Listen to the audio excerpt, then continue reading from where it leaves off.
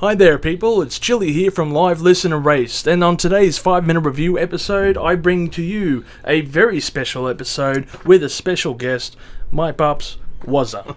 Now, this episode is going to be featured on Neil Young's latest album, Barn, and it's Neil Young and Crazy Horse's 41st album.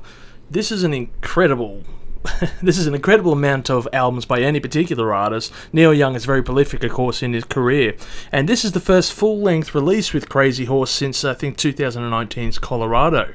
It's also his first recorded material since, I believe, his EP release back in September of 2020. I think we were just discussing that just a couple of minutes ago, but you mentioned that it may have been some older material. Yeah, I thought he was bringing out some archival material that he was putting out in bits and pieces, but also in full albums and box sets, I suppose you'd call it. I know he definitely did with, I think it was Homegrown and a few other ones before that. I had a feeling, I could be wrong, I'll put a little asterisk, I'm sure, at this point when I fact check it later. But yeah, Homegrown I think was a kind of an unreleased album somewhere back in the 70s, and some of those tracks had seen their way onto collections. Yes, most definitely. Now, a bit of background with you, you've been a Neil Young fan since... I've been a huge Neil Young fan, and I remember listening to his first album, Neil Young, titled Neil Young, The Old Laughing Lady, and tracks like that. The Loner was on it. It was quite different to a lot of his later material. I think he himself called it something, the album from Echo Land or something. It was a lot of studio stuff on it. Probably I got interested in him first of all through his work with Crosby, Stills, Nash and Young. Yeah. Deja Vu was one of my favourite albums, and I delved back into the Neil Young catalogue.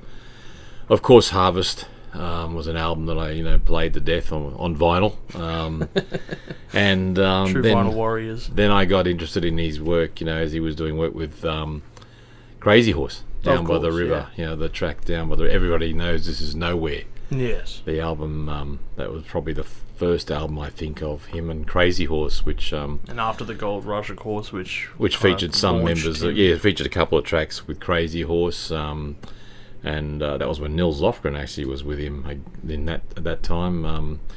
And Tonight's the Night was an album that featured some of those players, but of course it was also a dark album singing about the passing or the death of Danny Whitten, who'd been the original lead guitarist. Of course, yes. With Crazy Horse. Yeah, I think we'll get into that a bit later on in the episode.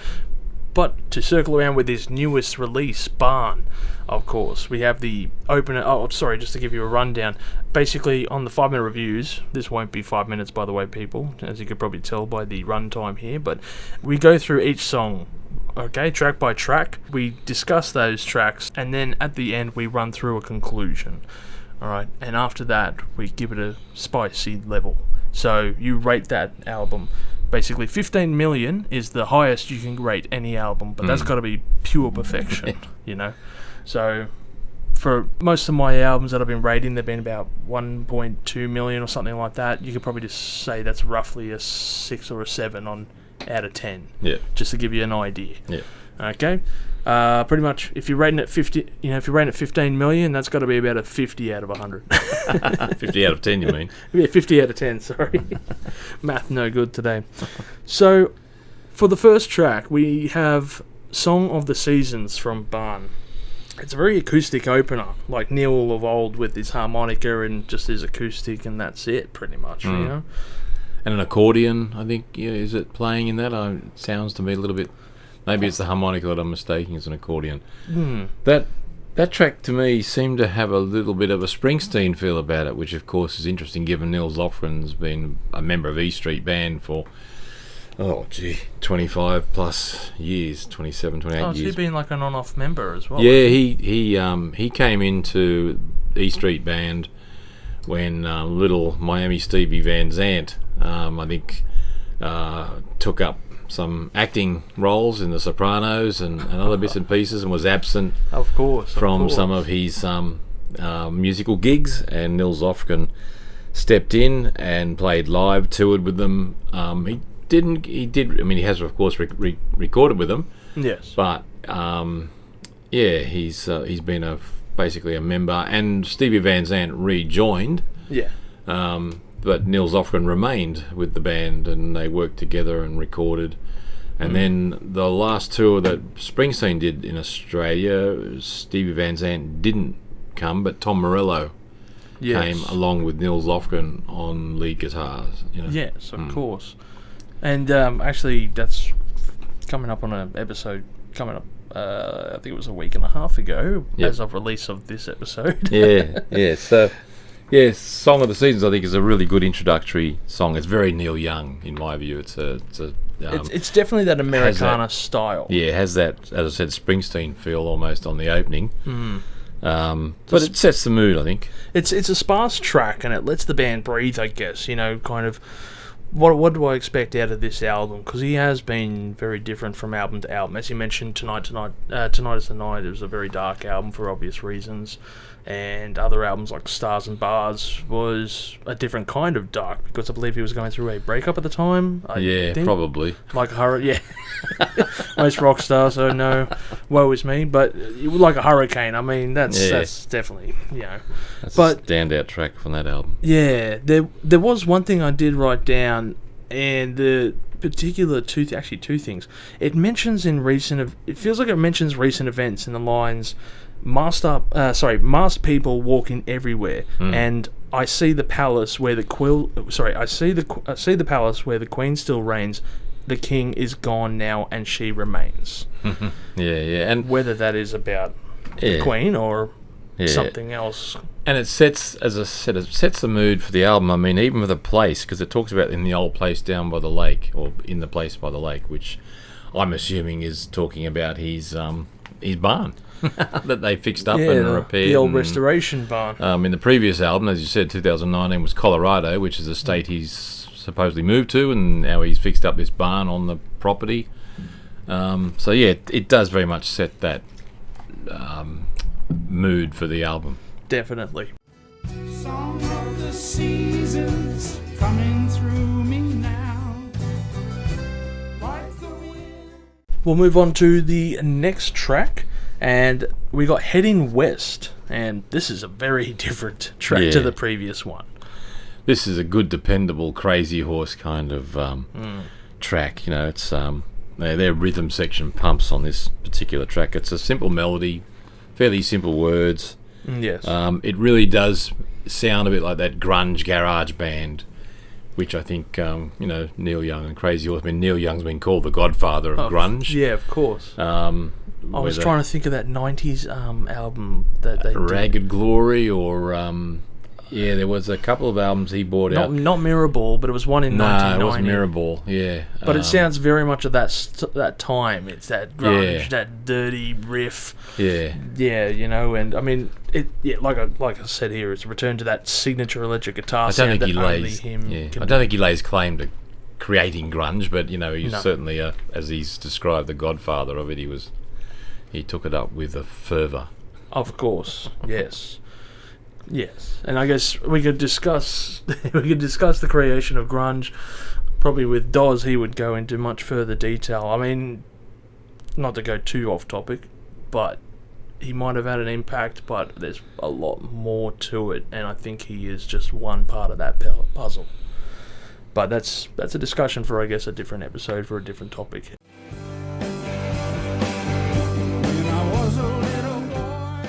So the following track is Change Ain't Ever Gonna Happen. It's it's another different track again, I guess. Yeah, it has a familiar theme. It's environmental, talking about a lot of what's happening in the world, which obviously Neil Young has, look, ever since the song After the Gold Rush, I think he's been interested in the environment and what's happening as far as things like climate and so on, and he's been a man of the land. Even when he was living down in California, he had a ranch there, and he's been a hippie since spent a lot of time. Yeah. I mean, Harvest has a picture on the back cover of the vinyl album, anyway. Yeah. Oh, the vinyl cover, and it's them in a barn. But in a barn in his ranch that he had then. I think that was the one he had to Peggy give Young. away to Peggy. Yeah, Peggy. Yes. Got that after the divorce, so he handed that ranch over, and that was the ranch, of course, where he met Old Man, the old man he sang a song about. So I think Neil Young's always been in touch with the environment and the earth, I suppose. I mean, Mother Earth is another thing. He's definitely no stranger to the subjects that he's singing about here. When it goes on, like for example, this is about the fossil fuel industry, pretty much. Yep. You know, and how it hasn't changed since the 1970s, and it ain't never going to change, unfortunately. Yeah. You know, if you read his biography, he spent a lot of time trying to look at alternative fuel sources and also other music ways. You know, so. I think that's been a big movement, at least trying to get off for about the last 10, 15, 20 years at least. You know, I'm sure there's a few more decades behind that one, but. Yeah, look, I mean, it's just another classic, song of theirs, and it's not bad, you know. Could be worse. Yeah. Change ain't never gonna come. They sang that together and they wrote. So, the next track we have is Canerican. A mix of Canadian and American. In this song, of course, he sings about becoming an American citizen and the fact that he could then vote. And when he did vote, his man got in, so he was obviously voting for Joe Biden. Yep. I'm surprised in a way that he waited so long to become an American. I kind of thought that he would have been an American citizen by now, because he's been living in America basically since the 60s. When they piled in a station wagon and drove down from Ontario or whatever they were, Winnipeg, or in Canada. Yeah, it's like America's best folk singer. From Canada. Yeah, from Canada, yeah. He, Joni Mitchell, others who moved down there. People like Leonard Cohen stayed, I think, mostly in Canada. I don't know where else he lived, but... he was following a trend, I guess. He was trying to follow it. He was looking for that lifestyle. Yeah, I mean, he went backwards and forwards, and I guess he had to get work 100%. Permits and all that type of stuff. There would have been all the usual visa hassles. It probably wasn't as easy, I'm sure there's probably reasons as well for it. Who knows? Yeah, but this is certainly seems to be the most political song on this album. Yes. Very political. And I'd be interested to know what Canadians feel about him becoming an American, because I know, he's been held up as a big Canadian folk singer, and I guess he's still, he's Canadian-born folk singer. He can't back away from that. Fact.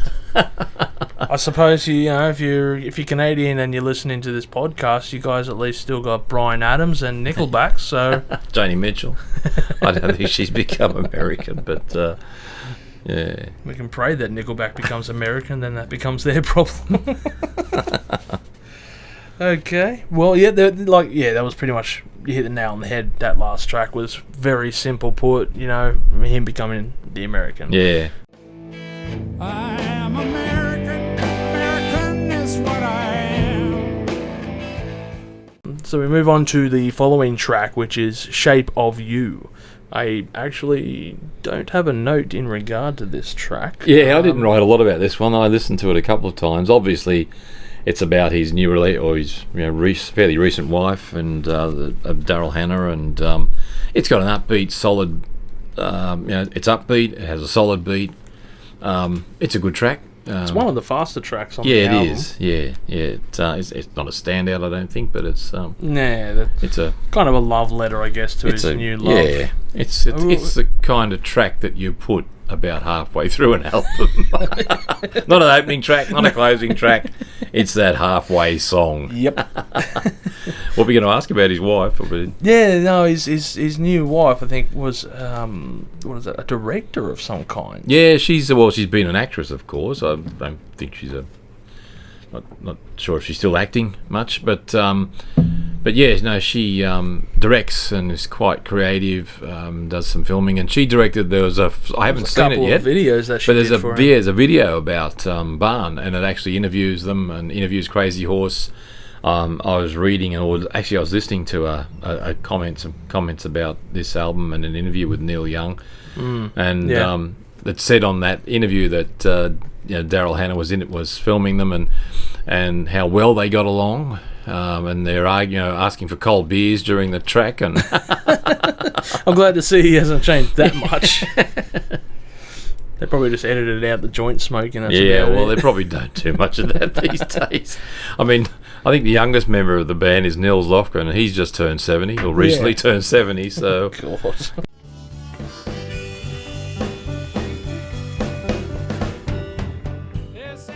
The following track is They Might Be Lost, and it's a bit of a darkish darkish song. yeah. It's a very slow acoustic track. I was looking it up. Apparently, it's actually around the 140 beats per minute. I'd call bullshit and say that's 70 beats per minute. But it tells a story of waiting for someone to come home and just waiting and waiting and this anxiety building. This track sounds to me like it could have been something taken from Greendale.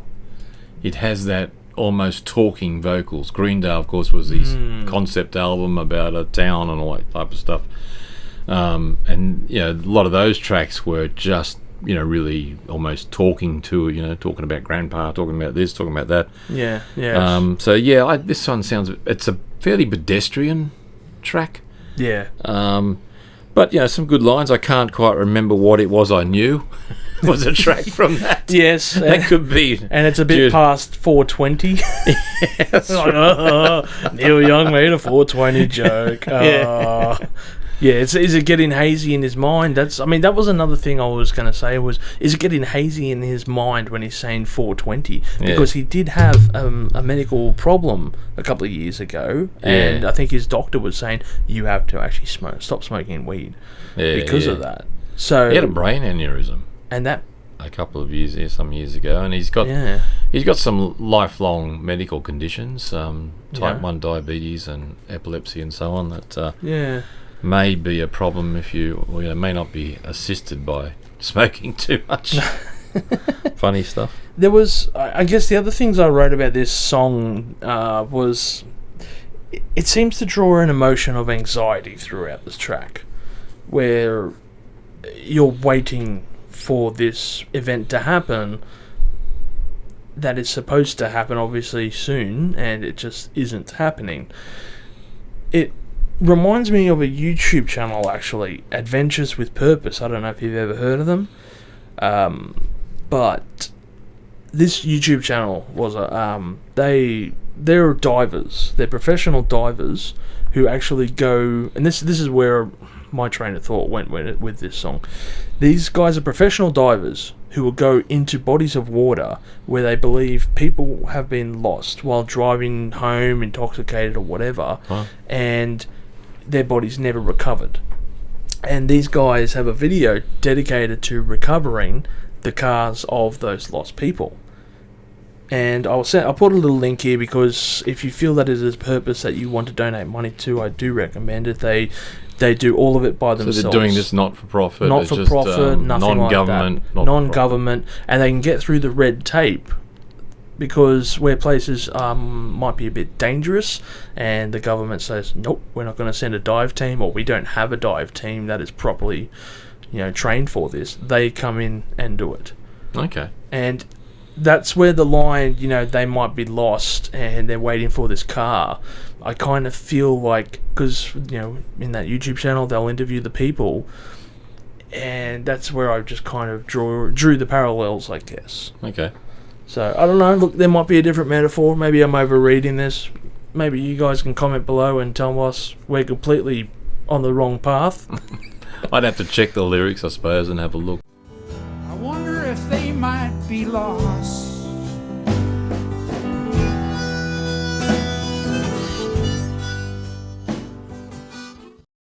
Following track, which is Human Race. Fastest track on the album, sure. Yes. Very electric guitar style, and kind of screams like the failure of his generation to me in the lyrics, especially when he's discussing it. Yeah, well, this almost sounds straight from Zuma in a way, that kind of, fast beat that he did on some of the tracks on Zuma. Yeah. Nils Lofgren, of course, in being a member and a full-time member now since Frank Sampedro, or Poncho as he was known, or is known, retired in 2014. Nils Lofgren is a different style of guitarist. He's very much a lead guitarist, whereas Poncho was a heavy chord, kind of guitarist, thumped, And when you see them live in particular, you can see San Pedro just punching that guitar almost, just punching down on the chord. Nils, and I've only seen Nils live with Springsteen. He's very much a lead guitarist, but obviously can adapt to playing rhythm and would be doing a lot of that playing with Springsteen and so on. But of course, he's a multi-instrumentalist. Oh, okay.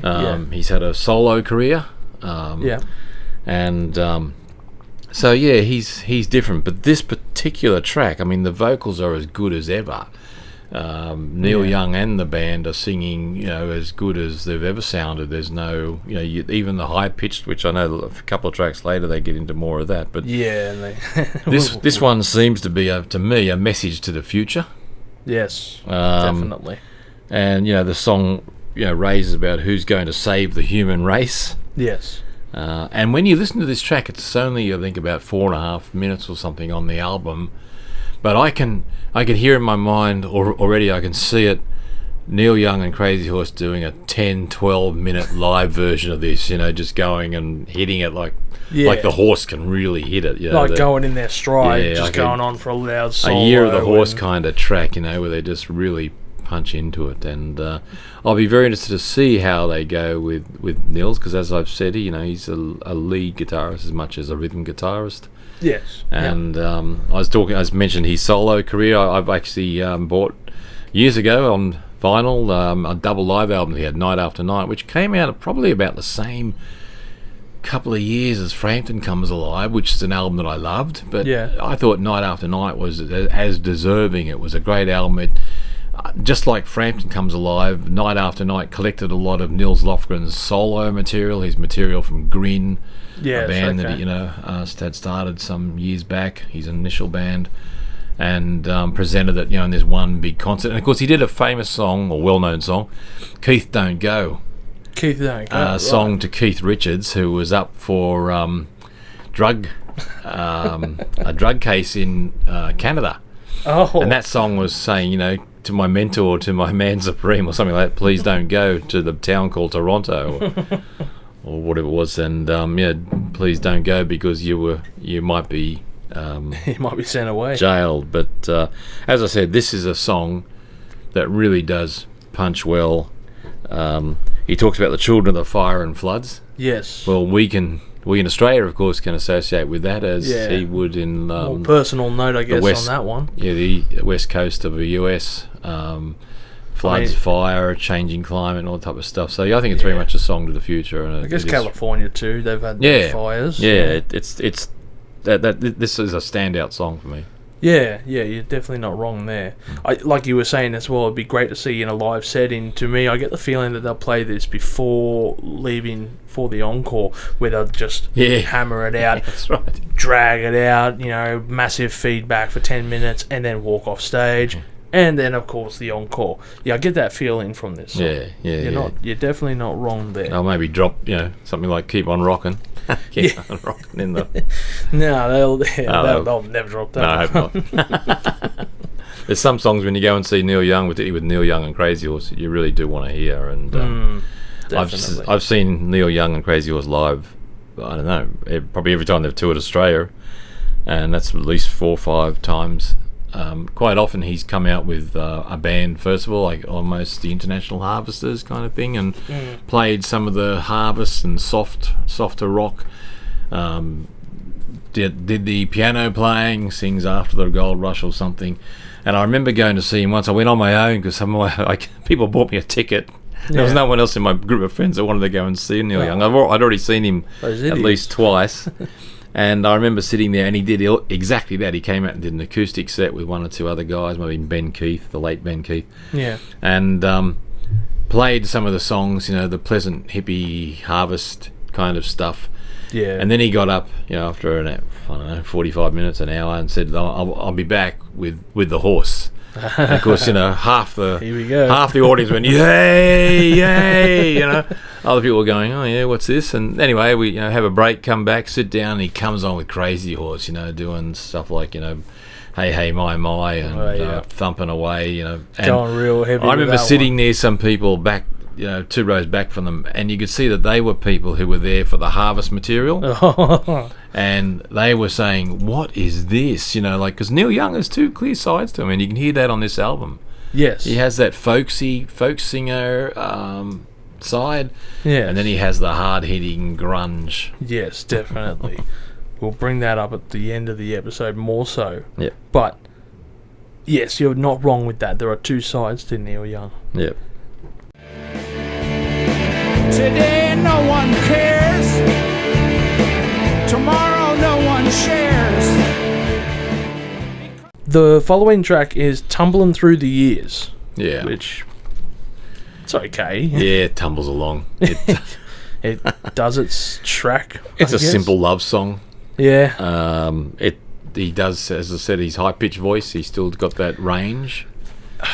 Does he though? To me, when I was listening to that, him hitting those high notes, I'm kind of like, man, you're not that young anymore. Yeah, you see. Well, Neil not so young. Yeah, Neil not so young, and Look, he kind of sounded like he struggled at that higher pitch. Yeah. To me, it sounded pretty good, but I suppose if you went back and listened to After the Gold Rush, that album or some of that stuff, you'd say, well... Well, of course, if you're going back 40, 50 years, your voice will sound a lot better. That's not a standout track for me. Nah, definitely not. It's Definitely pleasant. not. It's a complicated thing, this life. The following track we have is Welcome Back. To me, straight up, best track on the album. Yeah, it's very good. It's very good. I just love this track. It is a Crazy Horse type of slow jam track. Yeah, it has. To me, it has almost a Down by the River feel, and I know it's wrong, I guess, to always compare. But when you've got a guy, as you said, with 41 albums, it's really difficult not to go back to some of his other albums and think it's impossible to do it. what this sounds like, because he's got such a huge catalogue of material. Yes, correct. I think he's written over 1,000 songs. Wouldn't be wrong. Definitely with song credit writing and all the rest of that. Yeah.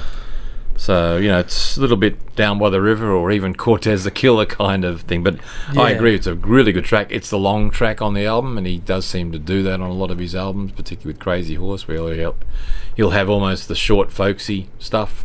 Yes, definitely. And then he'll do the long... Yeah.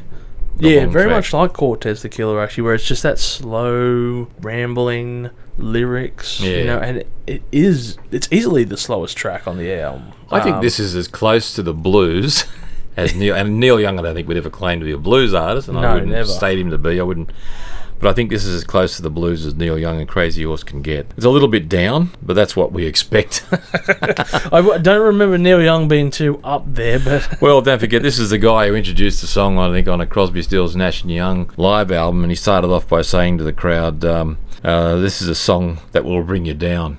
It's called Don't Let It Bring You Down. I can definitely see this track as well with that outro. They're just going to jam on it when they perform that live. And I reckon if you were watching that live DVD, you'll just see them casually. It's got that guitar twang to it that it's kind of... It's like a lo-fi, I played this once, let's try it again. It harks back, I think, to some of the almost psychedelic pill material. Yeah, definitely. That album, of course, had had a few quite long tracks, including the opening track. I think it had 3, maybe 4 tracks over 10 minutes. Double CD. Yeah, it was just a tremendous track to hear this. I think I heard this the day before it was the album dropped. And I think this was the one they released first of all. They did the preview. Yeah. Well, this is the preview just like the day before, and I went, oh, this is really good. Yeah.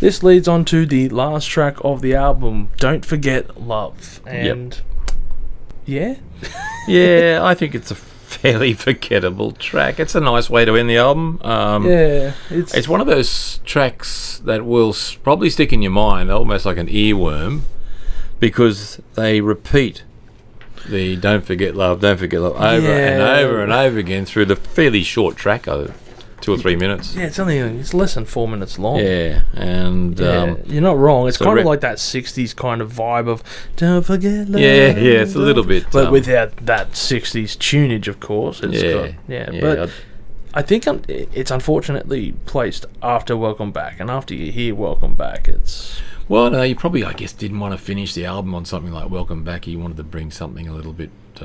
bring them back a bit. Yeah, back fair to enough. the roots, back to the way, you know. But, yeah, I just didn't really take to this song. I mean, look, I've only listened to the album probably half a dozen times all the way through. I've listened to a few tracks again for this, but maybe it's one of those ones that will grow on you. And as I said, it's got that earworm. It's one of the tracks you'll find yourself singing after a few listens. Yeah, definitely. Don't forget love. Don't forget love. So we are at the conclusion of the album. What's your overall thoughts regarding the Barn album? Look, it's a pleasant album, not something you always say about Neil Young and Crazy Horse, but it does have an edge, and that's something we do expect from Neil Young and this band. Yeah. I rate it fairly highly. Like, you know, it's certainly not one of his best, but it's one of his better albums. It's one of his more approachable albums. It's definitely not a bad album. I think it's got a mix for all those, you know, the people who like the folk side of Neil Young and the people who like the heavier side, perhaps. I think I was saying before that it reminded me at first of On the Beach. It reminded me of On the Beach at first, and then I was like, no, I went back and listened to it, and I went, no, I'm very wrong there. And you said Stars and Bars, which is more akin. But then there's also there's the acoustic and the slow. You know, it's kind of that mix and match, I guess, of his whole '70s catalog. You know, there's sections that are like Cortez the Killer. There's from Zuma. There are acoustic openers that kind of remind us of After the Gold Rush. So it's a good mix. It's a pretty good mix. There's a few tracks in there that are pretty forgettable. You know, it didn't stand out, I guess, as a whole compared to, say, Psychedelic Pill. Yeah. That one... I like that album, yeah. That album I thought was a really good album.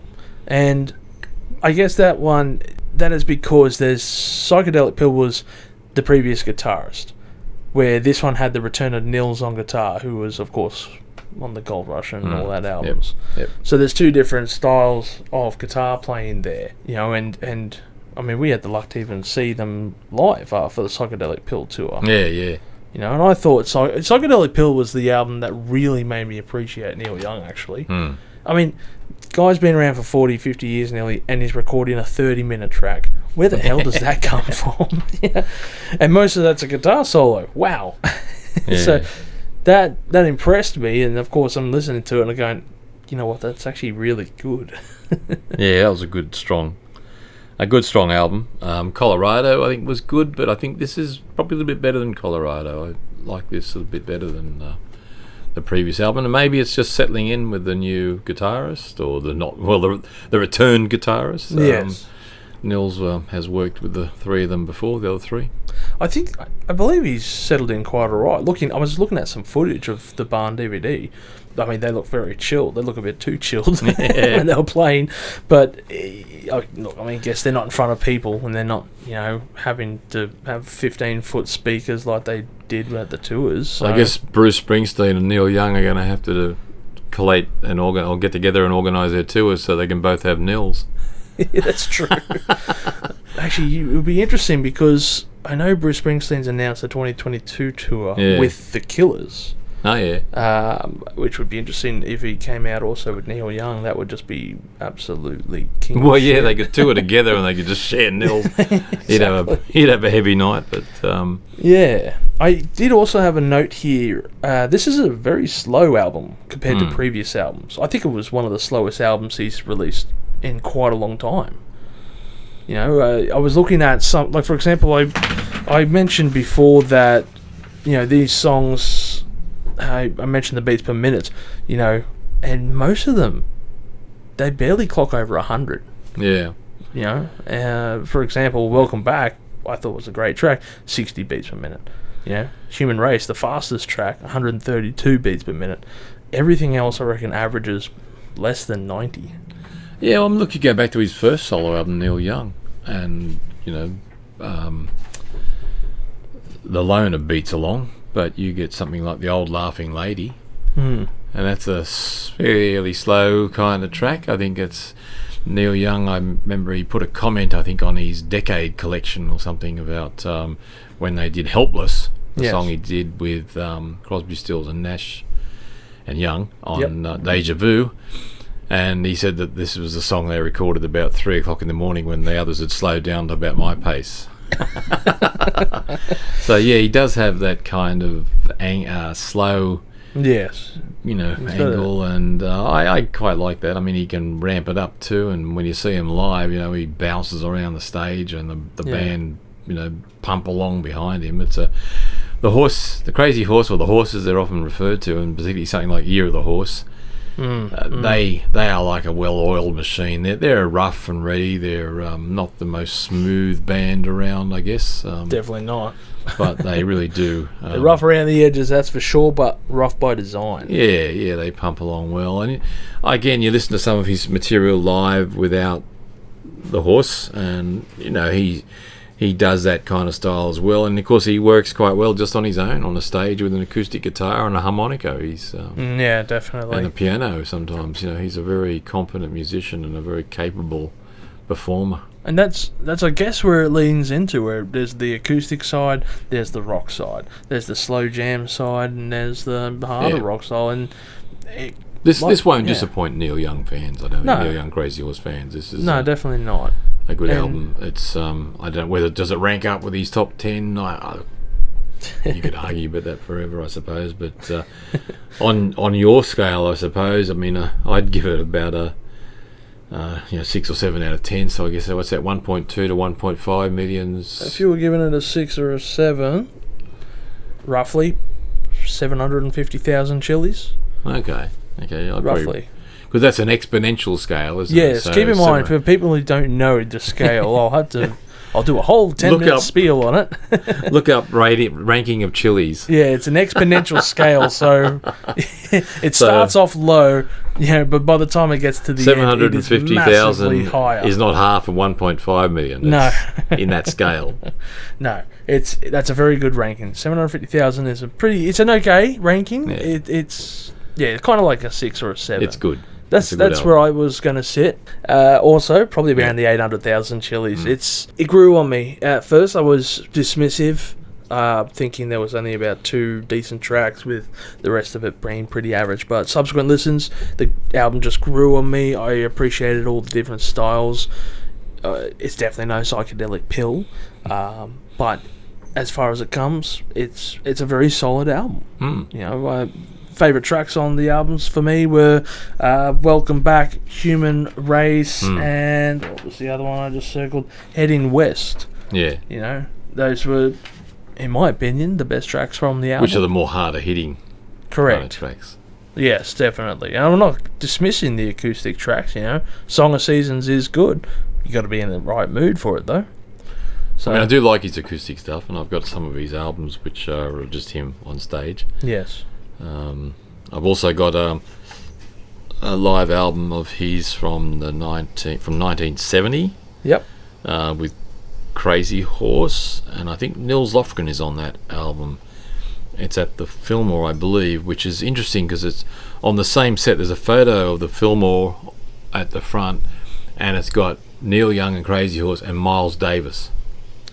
So Miles Davis supported Neil Young. Jeez, what a mix that would have, to me, that would have been music heaven. Because I'm a huge Miles Davis fan as well. Would that have mixed well? Well, you can actually, the Miles Davis set was released only a couple of years ago. Their live album from that set at Miles Davis at the Fillmore, and it's a good set. It's when Miles Davis was more into his rock fusion era. Bitches Brew hadn't been out that long. Later career, wasn't it, Miles Davis? Yeah, it was. Well, 1970s, 1970, this particular album. So Neil Young and Crazy Horse and Miles Davis. And I remember reading somewhere that, I don't know whether it was on the cover notes of one of the albums, that it was a little bit disappointing in as far as a lot of the crowd went outside for a smoke or a drink or something and didn't, go in to watch Miles Davis. Because as you can imagine, in 1970... if you're an 18-year-old there to see Neil Young, you may not have heard of Miles Davis, even though he'd turned music around and had some brilliant albums. Although Bitches Brew, I think, brought him to much more attention of the rock definitely generation. But I think there was some. I could be wrong here, but I think that was like the first jazz album to go platinum. probably kind of Blue might have been. I don't know, but that was a Miles Davis album as well. Yeah, no, I know that one is, but I think Bitches Brew might have. Yeah. I think Bitches Brew was the first one to go platinum. I'd have to fact check something. Yeah. There was something about Bitches Brew platinum and A strange combination. Miles Davis, who'd Yeah. been around for some years, had been performing and playing long before Neil Young was born, supporting Neil Young and Crazy Horse. I don't think I remember such a strange mix since Jimi Hendrix supported the Monkees oh god, in 1967 or something when they toured. I have absolutely nothing to add to that.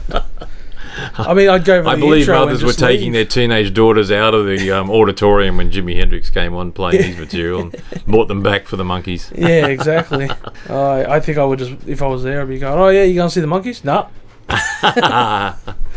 Well, of course, I don't think Hendrix was at the commencement of his career, so No, but that's a different story, I guess. Mm. That would have been an interesting thing to be witnessing, I guess. yeah. Well, I think that covers the whole album.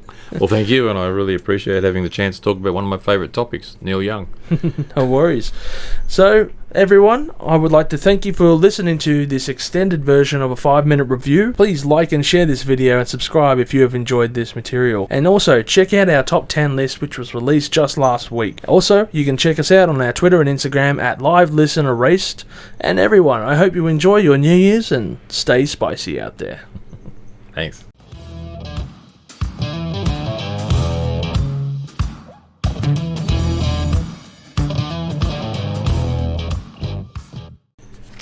Yeah. Oh my god. We have a intruder on set, unfortunately. Yep. I hope that It looks in recorded. terror. This cat with a Christmas doesn't tree look on like its it's head. happy. No, yeah, that definitely got on the recording then.